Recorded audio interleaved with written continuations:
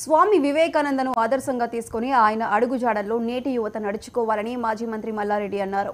స్వామి వివేకానంద జయంతి సందర్భంగా ఏర్పాటు చేసిన కార్యక్రమంలో మల్లారెడ్డి పాల్గొన్నారు.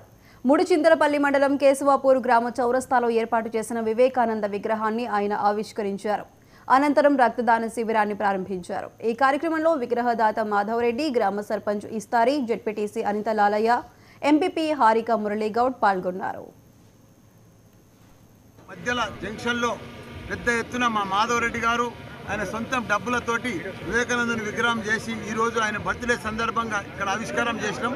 చాలా సంతోషం. అదే మాదిరిగా మా సర్పంచ్ విస్తారు కానీ, మా బుచ్చమ్మ కానీ, ఇక్కడ తుంపుట సర్పంచమ్మ కానీ, ఉప సర్పంచ్ కానీ, వార్డు మెంబర్లు కానీ అందరూ కూడా పెద్ద ఎత్తున మా నాయకులు, ఎంపీపీలు, జెడ్పీటీసీలు, స్థానిక సర్పంచులు అందరూ కూడా పెద్ద ఎత్తున హాజరైన వాళ్ళందరికీ కూడా ధన్యవాదాలు.